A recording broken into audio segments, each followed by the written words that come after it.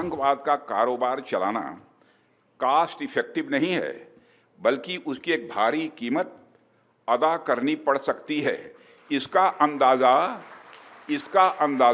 इसका अनुमान आज पाकिस्तान को हो चुका है। हमने पाकिस्तान के साथ अपने इंगेजमेंट और स्कोप ऑफ डायलॉग को रिकैलिब्रेट किया है। अब जब भी बात होगी, केवल आतंकवाद पर बात होगी, पीओके पर बात होगी और किसी दूसरे मुद्दे पर पाकिस्तान के साथ बात नहीं होगी। पाक ऑक्युपाइड कश्मीर के लोग वो हमारे अपने हैं, हमारे परिवार का हिस्सा हैं। हम प्रधानमंत्री के श्री नरेंद्र मोदी जी के एक भारत श्रेष्ठ भारत के संकल्प के लिए पूरी तरह से प्रतिबद्ध हैं और हमें यह पूर्ण विश्वास है कि हमारे वो भाई जो आज हमसे भौगोलिक और राजनीतिक रूप से अलग हैं, वो भी अपने स्वाभिमान, आत्मा की आवाज़ और स्वेच्छा से भारत की मुख्य धारा में कभी न कभी जरूर वापस लौटेंगे।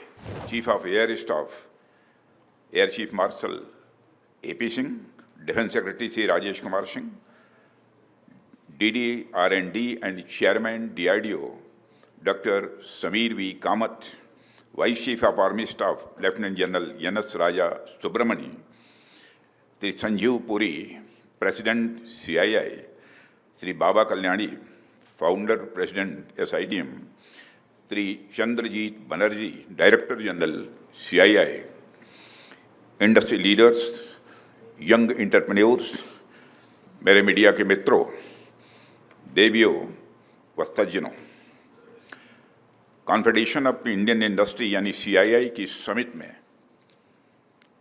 आने का आदेश मुझे प्राप्त हुआ था आपके CII के प्रेसिडेंट मिस्टर संजय पुरी और बाबा कल्याणी। मैंने कहा कि दो बड़ी हस्तियों का आदेश है, इसलिए मुझे निश्चित रूप से इस कार्यक्रम में जाना चाहिए और आज मैं आप सबके बीच यहाँ कार्यक्रम में उपस्थित हूँ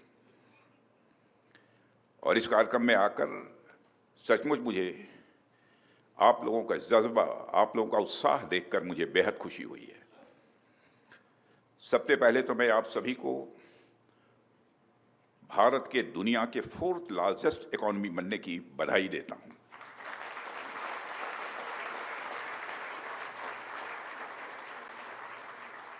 मुझे याद है कि पिछली बार जब मैं आप सभी के बीच आया था, तब हमारी इकोनॉमी दुनिया में 5वें नंबर पर थी, पर आज जब मैं आपके बीच आया हूं तो मैं आप सभी को हमारी इकोनॉमी के 4थे नंबर की इकोनॉमी बनाने की बधाई दे रहा हूं। मुझे लगता है कि आगे कुछ कहने की कोई ज़रूरत नहीं है। अगली बार जब मैं आप सभी के बीच आऊं तो मैं नई बधाई के साथ आप सबके बीच आऊं, ऐसी मेरी बस कामना है, यही हमारी इच्छा है। और मैं कामना ही नहीं करता हूं, बल्कि आप लोग ऐसा करके दिखाएंगे, ऐसा मेरा पक्का विश्वास है। इससे पहले भी मुझे कई बार आप सबके बीच आने का अवसर मिला है और हर बार जब मैं आपके बीच आता हूं तो आपकी एनर्जी और आपको देश को आगे ले जाने कि आपकी डेडिकेशन देखकर सचमुच मैं केवल इम्प्रेस ही नहीं होता हूं, बल्कि मैं बहुत ही उत्साहित होता हूं। साथियों, CII सिर्फ एक ऑर्गेनाइजेशन नहीं है, यह वह पावर हाउस है जिसने भारत की इंडस्ट्रियल स्पिरिट को एक शेप दिया है, एक आकार दिया है। देश भर में लाखों इंटरप्राइजेज को जोड़ने, पॉलिसी फ्रेमवर्क को दिशा देने और ग्लोबल कॉम्पिटिटिवनेस बढ़ाने में CII की भूमिका बहुत ही इम्पॉर्टेंट रही है। CII केवल बिजनेस को रिप्रेजेंट नहीं करता है, बल्कि मैं मानता हूं कि एक विजन को रिप्रेजेंट करता है और वह विजन है India as a global manufacturing and innovation hub. साथियों, यहाँ मौजूद हर एक व्यक्ति इंडियन एंटरप्राइज का एक सिंबल है। आपने इस समिट का नाम बिजनेस समिट 2025 रखा हुआ है, लेकिन मैं इसे देश की स्ट्रेंथ, रेजिलियंस और सेल्फ रिलायंस की समिट मानता हूं। आप सब वो लोग हैं जिन्होंने भारत को आत्मनिर्भर बनाने की यात्रा में एक इंजन की तरह काम किया है, पावरफुल इंजन की तरह आपने काम किया है। साथियों, आपने इस समिट की थीम रखी है building trust and India first. मैं सबसे पहले इस थीम को चुनने के लिए CII को हार्दिक बधाई देता हूं। और यह थीम महज 4 शब्दों का है, लेकिन इसका अर्थ बहुत गहरा है और बहुत ही व्यापक है। यह एक ऐसा विषय है जिसकी बॉडी छोटी है, लेकिन आत्मा बहुत विशाल है। साथियों, मैं अपनी बातचीत की शुरुआत इस थीम से ही करूंगा। और आप सब तो जानते ही हैं कि ट्रस्ट बिल्डिंग करना एक बहुत ही महत्वपूर्ण बात हुआ करती है। और ट्रस्ट कोई टेक्निकल टर्म नहीं है, बल्कि एक इमोशन है और एक ऐसा अनुभव है, एक ऐसा एक्सपीरियंस है जो हमारी पर्सनल लाइफ से शुरू होकर इंटरनेशनल रिलेशंस तक जाता है। यह ट्रस्ट ही है जो हमें इंसान बनाता है। फैमिली, सोसाइटी, इकोनॉमी और नेशन, हर लेवल पर ट्रस्ट ही है जो हमें जोड़ कर रखता है। हमारे जीवन में जो सबसे नायाब, जो सबसे कीमती चीज़ें होती हैं, ट्रस्ट को मैं उनमें से सबसे महत्वपूर्ण समझता हूं। और यह मैं बस कहने के लिए नहीं कह रहा हूं, अपने अनुभव की बात आप सबके सामने रख रहा हूं। हमारे जीवन में अनेक ऐसे अवसर आते हैं जब हमारे पास भले ही कुछ न हो, पर हमारे पास एक भरोसेमंद, एक ट्रस्टवर्दी इंसान होता है, तो हमें लगता है कि अब हम कंप्लीट हैं, अब हम परफेक्ट हैं। वह चाहे परिवार को हो, समाज हो, ऑफिस हो, दफ्तर हो या कहीं और हो। कोई व्यक्ति भले ही वह योग्यता थोड़ी कम रखता हो, भले ही वह नॉलेज थोड़ी कम रखता हो, भले ही उसके अंदर स्किल्स कुछ कम हों, लेकिन अगर वह ट्रस्टवर्दी है तो समझिए कि आपके पास एक बहुत बड़ी निधि है, आपके पास एक बहुत बड़ा एसेट है। साथियों, हमारे यहाँ ऋषियों मनीषियों ने अगर स्वदेशो भुवनत्रयम, यानी 3 लोक ही हमारा स्वदेश है, हमारा परिवार है, यह अवधारणा दी है, तो उन्होंने एक तरह से मानव मात्र और जड़ चेतन के प्रति ट्रस्ट की ही बात की है। राजा दशरथ ने अगर प्राण जाहु पर बचन न जाइए कहा, तो यह वचन विश्वास का ही प्रतीक है। एक बार आपने किसी को वचन दे दिया तो सामने वाला आपके वचन को सिर्फ इसलिए स्वीकार करता है क्योंकि उसे आपके ऊपर विश्वास है कि आप वह वचन किसी भी सूरत में तोड़ेंगे नहीं। भारत ही क्यों, पूरी ह्यूमन सिविलाइजेशन, पूरी मानव सभ्यता के विकास की चर्चा करें तो ट्रस्ट आपको एक की कंपोनेंट के रूप में दिखाई देगा। प्रारंभ में जब गांवों का विकास हुआ, एग्रीकल्चर का विकास हुआ, शहरों का विकास हुआ, उद्योगों का विकास हुआ, तो ह्यूमन रिलेशंस के डायनेमिक्स पर ही आधारित था। बाद में नेशन स्टेट्स आए और उनके बीच भी नए नए प्रकार के रिश्ते बनते रहे, जिसका मूल आधार इंटरनेशनल ट्रस्ट ही था। पर आज के बदलते समय में हम देख रहे हैं कि आज के इंटरनेशनल सिनेरियो में कहीं ना कहीं ट्रस्ट का वो महत्वपूर्ण फैक्टर घटता नजर आ रहा है। सेकंड वर्ल्ड वॉर के बाद भले ही दुनिया 2 पोल्स में बंटी रही हो, लेकिन एक किस्म की स्टेबिलिटी फिर भी कहीं ना कहीं थी, एक प्रेडिक्टेबिलिटी कहीं ना कहीं थी। पर अब पिछले कुछ डिकेड्स में, खासकर 90 के डिकेड्स के बाद से इंटरनेशनल रिलेशंस में एक अलग तरह की फ्लूइडिटी आ गई है। एक तरफ तो राष्ट्रों के बीच के आपसी रिलेशंस टूट रहे हैं या कमजोर पड़ रहे हैं, तो दूसरी तरफ कुछ नए इक्वेशंस बनते हुए दिखाई दे रहे हैं। आज पूरे विश्व में एक अनसर्टेनिटी का माहौल नजर आ रहा है, जगह जगह कन्फ्लिक्ट्स चल रहे हैं। वैसे तो इसके कारण अनेक हो सकते हैं, पर आज की इंटरनेशनल अनसर्टेनिटी का जो फंडामेंटल कारण है वह है ट्रस्ट डेफिसिट, यानी विश्वास में कमी। साथियों, इसके ठीक विपरीत अगर हम अपने देश को देखें तो हमारी यह कोशिश रही है कि देश के भीतर अलग अलग क्षेत्रों में कम्युनिटीज़ और इकोनॉमिक सेगमेंट्स के बीच ट्रस्ट का एक मजबूत इन्वायरमेंट बने। यह हम लोगों की कोशिश रही है और इन एफर्ट से हमने अभूतपूर्व कामयाबी हासिल की है, जिनके कुछ उदाहरण मैं आप सबके सामने यहाँ रखना चाहता हूँ। पहले उदाहरण के रूप में मैं आप सभी से जीएसटी यानी गुड्स एंड सर्विसेज टैक्स का जिक्र करना चाहूँगा। एक ऐसा रिवॉल्यूशनरी रिफॉर्म जिसमें हमने न केवल ईज ऑफ डूइंग बिजनेस को ही बेहतर बनाया है, बल्कि सेंटर और स्टेट्स के बीच के संबंधों को भी सही मायनों में कोऑपरेटिव फेडरलिज्म को बल दिया है। यह केवल एक टैक्स सिस्टम नहीं है, बल्कि एक नेशनल इकोनॉमिक इंटीग्रेशन मॉडल है जो सेंटर और स्टेट्स के बीच ट्रस्ट के फाउंडेशन पर यह बना हुआ है। आज सेंटर, स्टेट्स और यूनियन टेरिटरीज फेडरल ट्रस्ट को बढ़ावा देते हुए समान रूप से जीएसटी के प्लेटफॉर्म पर हैं। साथियों, ट्रस्ट बिल्डिंग का दूसरा बड़ा उदाहरण है यूपीआई यानी यूनिफाइड पेमेंट्स इंटरफेस। आज भारत में डिजिटल ट्रांजैक्शंस के क्षेत्र में यूपीआई एक गेम चेंजर के रूप में उभर कर आया है। यह केवल टेक्नोलॉजिकल सक्सेस नहीं है, बल्कि एक बिहेवियरल ट्रांसफॉर्मेशन भी है, जहां आम नागरिक से लेकर बड़े कारोबारी तक एक ट्रांसपेरेंट और सिक्योर सिस्टम पर भरोसा कर रहे हैं। आज दुनिया के कई देश इस मॉडल को रिप्लिकेट करने की भी कोशिश कर रहे हैं। यह भारत के डिजिटल लीडरशिप का यह प्रमाण है। ऐसे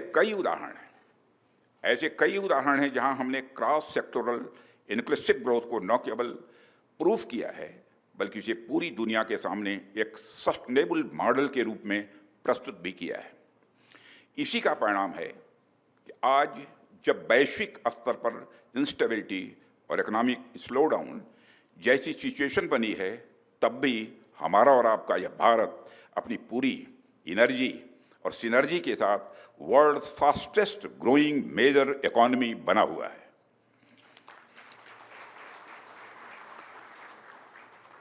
साथियों, जब मैं आपके सामने मौजूद हूं, तो मुझे यह कहते हुए गौरव की अनुभूति हो रही है कि प्रधानमंत्री श्री नरेंद्र मोदी जी के नेतृत्व में हमारा देश आज दुनिया की 4th लार्जेस्ट इकॉनमी बन चुका है।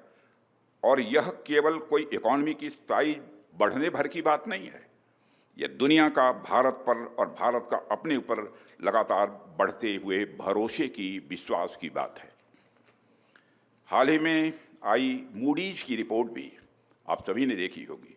वह मूडीज की रिपोर्ट भी इस बात को हाईलाइट करती है कि कैसे भारत अपनी स्ट्रांग डोमेस्टिक ग्रोथ ड्राइवर्स जैसे प्राइवेट कंजम्पशन, मैन्युफैक्चरिंग कैपेसिटी और इंफ्रास्ट्रक्चर डेवलपमेंट की बदौलत ग्लोबल डिसरप्शंस को न केवल ओवरकम कर रहा है, बल्कि लगातार बेहतर प्रदर्शन कर रहा है।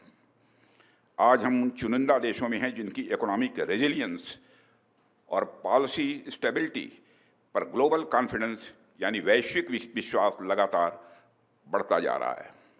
यानी यह भारत की केवल विकास यात्रा नहीं है, यह भारत की विश्वास यात्रा है।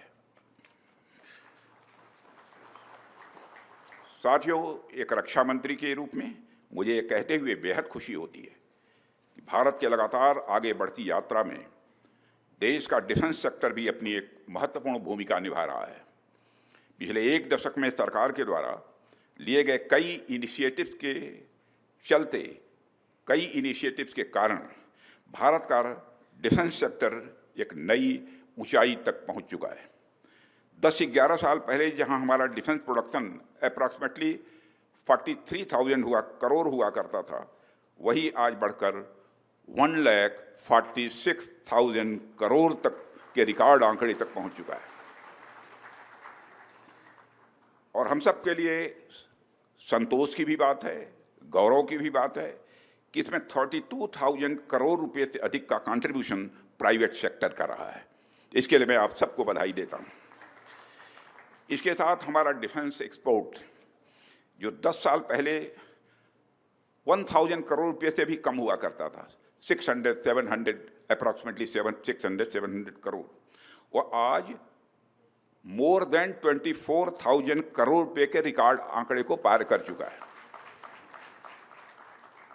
आज सिर्फ हथियार नहीं, बल्कि हमारे सिस्टम्स, सब सिस्टम्स, कंपोनेंट्स और सर्विसेज भी दुनिया के 100 से ज़्यादा कंट्रीज तक पहुंच चुके हैं। साथियों, आज देश में 16,000 से अधिक एमएसएमई डिफेंस सेक्टर से जुड़ी हुई हैं। मोर देन 16,000 से अधिक एमएसएमई डिफेंस सेक्टर से जुड़ी हुई हैं। ये छोटी कंपनियां हमारी सप्लाई चेन की बैकबोन बन चुकी हैं और ये न केवल आत्मनिर्भरता की हमारी जर्नी को मजबूत कर रही हैं, बल्कि लाखों लोगों को रोजगार भी दे रही हैं। आज हम सिर्फ फाइटर प्लेन्स या मिसाइल सिस्टम नहीं बना रहे हैं, बल्कि हम न्यू एज वारफेयर टेक्नोलॉजी के लिए भी तैयार हो रहे हैं। हमारे होम ग्रोन सिस्टम ने आज ऑपरेशन सिंदूर के दौरान पूरी दुनिया को चौंकाते हुए यह साबित कर दिया है कि हम दुश्मन के किसी भी कवच को भेदने की ताकत रखते हैं।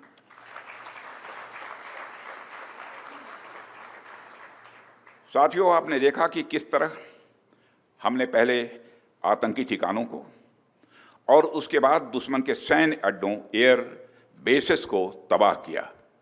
एक बार हमारे फोर्स के जो यहाँ पर चीफ्स और दूसरे बैठे हैं उनका किया जाना चाहिए।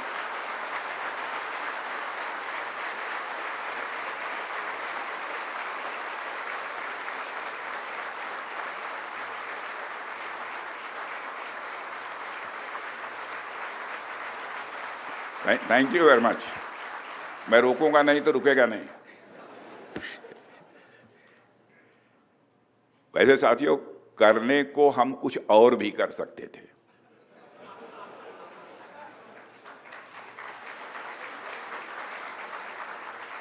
परंतु शक्ति के साथ संयम भी चाहिए।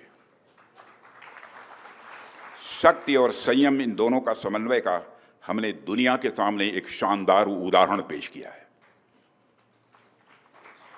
हम और कुछ कर सकते थे, लेकिन संयम भी बरता है। तो शक्ति और संयम दोनों का एक शानदार उदाहरण हमने दुनिया के सामने पेश किया है।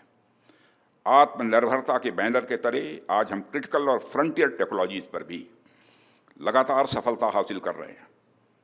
Artificial intelligence. साथियों, आपको जानकर यह खुशी होगी कि रक्षा क्षेत्र में सेल्फ रिलायंस, आत्मनिर्भरता को बढ़ावा देने के लिए अभी 2 दिन पहले एमका प्रोजेक्ट को, जो 5th generation fighter aircraft Bharat में ही बनाने का प्रोजेक्ट है, उसको आगे बढ़ाने की एग्जीक्यूशन मॉडल को मंजूरी दे दी है। ये एक बहुत ही बोल्ड और बहुत ही डिसाइसिव डिसीजन लिया गया है, जो भारत की डिफेंस कैपेबिलिटीज को मजबूती प्रदान करने के साथ साथ इस देश में एरोस्पेस सेक्टर को एक डेप्थ और एक नई हाइट प्रदान करेगा। एमका प्रोजेक्ट के अंतर्गत आज 5 प्रोटोटाइप डेवलप करने की योजना है, जिसका बाद में सीरीज प्रोडक्शन होगा। यह निर्णय मेक इन इंडिया प्रोग्राम के इतिहास में एक मील का पत्थर माना जाना चाहिए, क्योंकि पहली बार किसी मेगा डिफेंस प्रोजेक्ट में पब्लिक सेक्टर कंपनियों के साथ साथ प्राइवेट सेक्टर ने भी पार्टिसिपेट करने का उसे मौका मिलेगा। साथियों, ऑपरेशन सिंदूर में पूरे देश की जनता ने मेक इन इंडिया अभियान की सफलता को देखा, समझा और उसे महसूस किया है।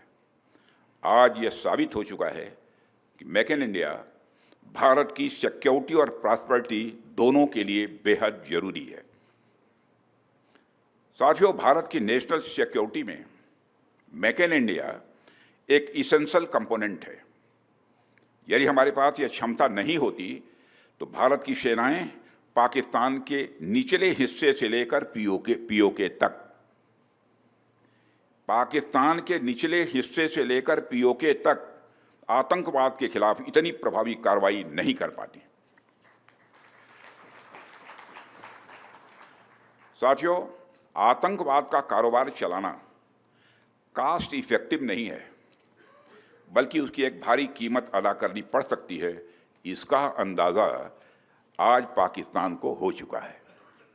फिर से मैं दोहराना चाहूँगा, तो आतंकवाद का कारोबार चलाना कास्ट इफेक्टिव नहीं है, बल्कि उसकी एक भारी कीमत अदा करनी पड़ सकती है।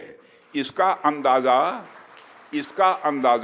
इसका अनुमान आज पाकिस्तान को हो चुका है। हमने आतंकवाद के खिलाफ भारत की स्ट्रेटजी और रिस्पॉन्स दोनों को रीडिज़ाइन और रीडिफाइन किया है। हमने पाकिस्तान के साथ अपने इंगेजमेंट और स्कोप ऑफ डायलॉग को रीकैलिब्रेट किया है। अब जब भी बात होगी, केवल आतंकवाद पर बात होगी, पीओके पर बात होगी और किसी दूसरे मुद्दे पर पाकिस्तान के साथ बात नहीं होगी।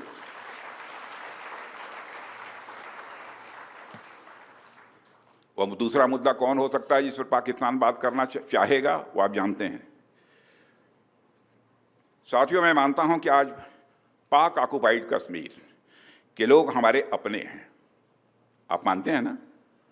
पाक ऑक्युपाइड कश्मीर के लोग वो हमारे अपने हैं, हमारे परिवार का हिस्सा हैं। हम प्रधानमंत्री के श्री नरेंद्र मोदी जी के एक भारत श्रेष्ठ भारत के संकल्प के लिए पूरी तरह से प्रतिबद्ध हैं और हमें यह पूर्ण विश्वास है कि हमारे वो भाई जो आज हमसे भौगोलिक और राजनीतिक रूप से अलग हैं, वो भी अपने स्वाभिमान, आत्मा की आवाज़ और स्वेच्छा से भारत की मुख्य धारा में कभी न कभी जरूर वापस लौटेंगे। मैं जानता हूं वहां के अधिकांश लोग भारत के साथ एक जुड़ाव महसूस करते हैं। बड़ी संख्या है जो भारत के साथ जुड़ाव महसूस करती है पीओके में। कुछ गिने चुने ही हैं जिन्हें भटकाया गया है, गुमराह किया गया है। पीओके में रहने वाले हमारे इन भाइयों की स्थिति कुछ ऐसी ही है जैसे वीर योद्धा महाराणा प्रताप के छोटे भाई शक्ति सिंह की थी। मैं फिर से दोहराना चाहूँगा, पीओके में रहने वाले हमारे इन भाइयों की स्थिति कुछ ऐसी ही है जैसे वीर योद्धा महाराणा प्रताप के छोटे भाई शक्ति सिंह की थी। छोटे भाई शक्ति सिंह के अलग हो जाने पर भी बड़े भाई महाराणा प्रताप का विश्वास अपने छोटे भाई के प्रति बना रहता है और वह बड़े विश्वास के साथ कहते हैं कि तब कुपंथ को छोड़ सुपथ पर स्वयं चला आएगा, मेरा ही भाई है मुझसे दूर कहाँ जाएगा।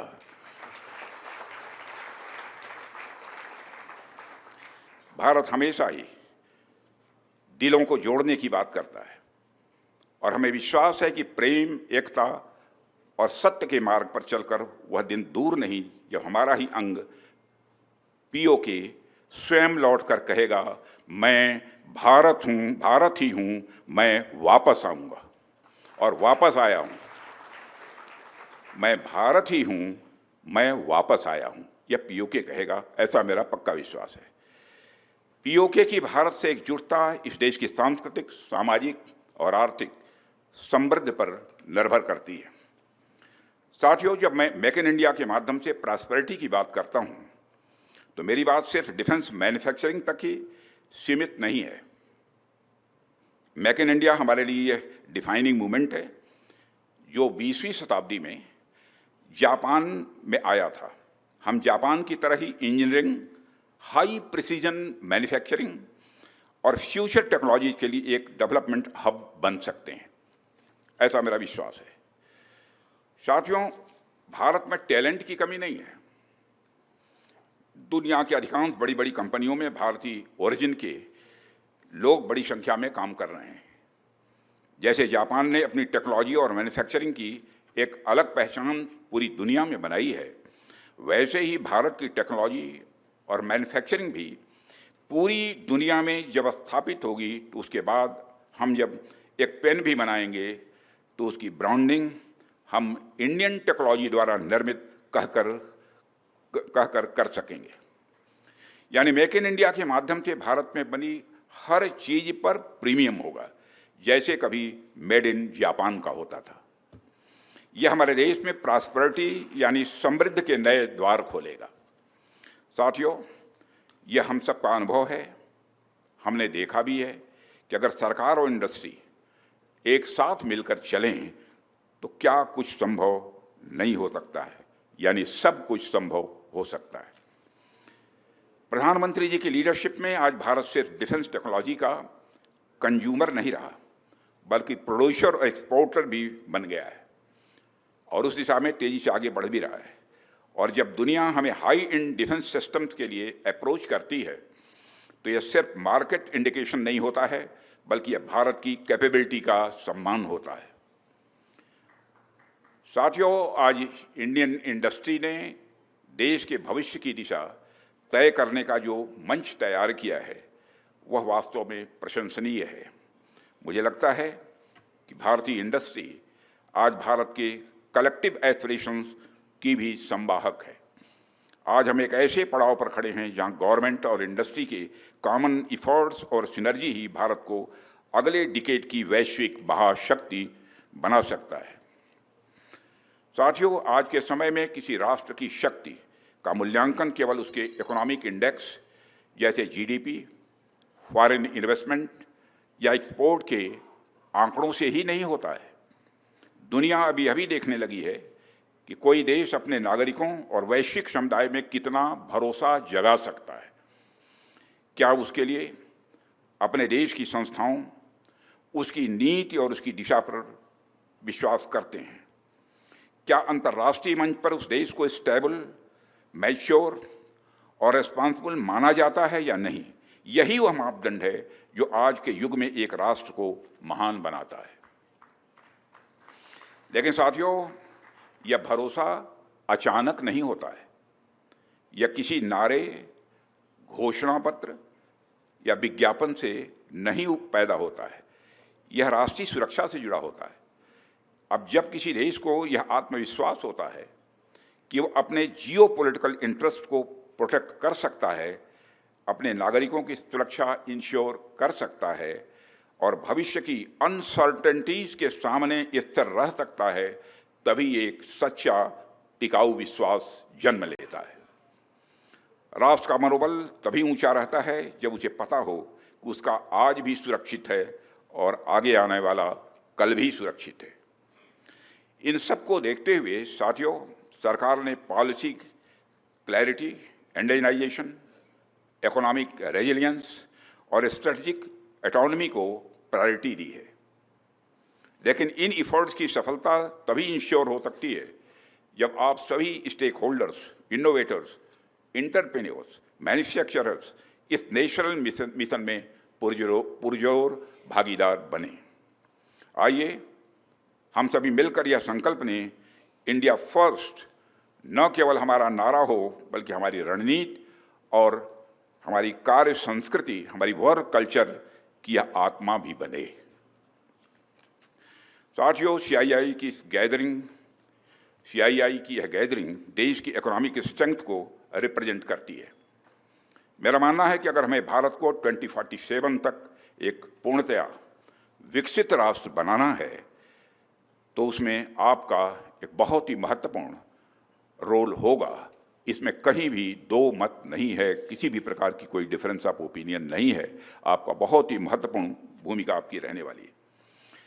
साथियों, आज आवश्यकता है कि इंडियन इंडस्ट्री भी सरकार के साथ कदम से कदम मिलाकर एक ऐसे इकोनॉमिक डॉक्ट्रिन पर विचार करे जिसमें प्रोडक्शन के आम फैक्टर्स के साथ साथ national security, national interest, national goals और नेशनल स्ट्रेंथ का भी एक उचित स्थान रहे।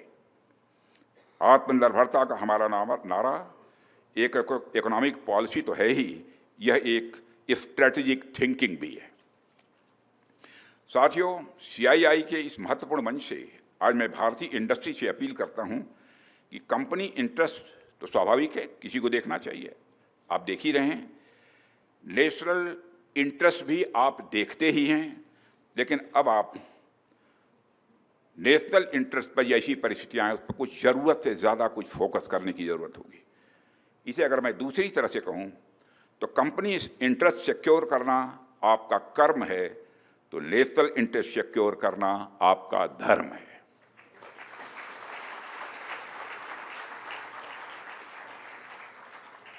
क्योंकि एक मजबूत राष्ट्र का निर्माण उसके सभी सेगमेंट्स हैं, सभी सेगमेंट्स का यह धर्म है।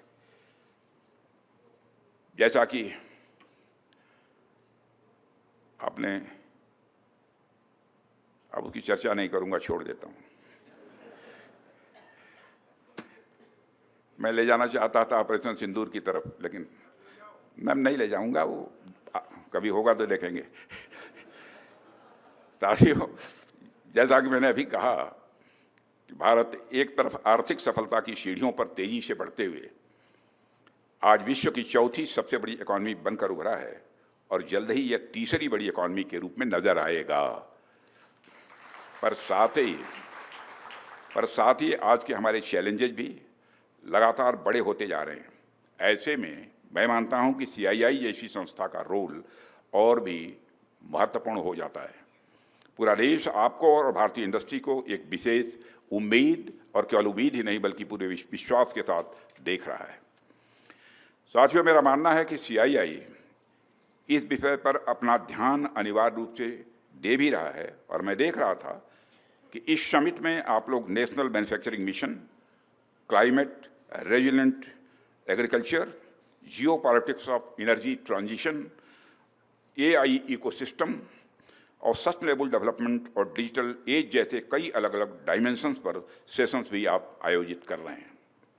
या आपके कॉम्प्रिहेंसिव आउटलुक और नेशनल इंटरेस्ट पर काम करने का आपका जो रिजॉल्व है, उस रिजॉल्व को यह दर्शाता है। मैं आपके द्वारा आयोजित इस समिट की सफलता की कामना करता हूं और एक बार फिर से आप सबको अपनी हृदय से हार्दिक शुभकामनाएं देते हुए और इस कार्यक्रम में आमंत्रित करने के लिए आभार व्यक्त करते हुए अपना निवेदन समाप्त करता हूं। आप सबको बहुत बहुत धन्यवाद। हमारे साथ जुड़े रहने के लिए सब्सक्राइब करें देश रोजाना के YouTube चैनल को और नई वीडियो की नोटिफिकेशन पाने के लिए बेल आइकन जरूर दबाएं। अगर आप ये वीडियो Facebook या Instagram पर देख रहे हैं तो पेज को लाइक और फॉलो जरूर करें और ज्यादा से ज्यादा शेयर करें।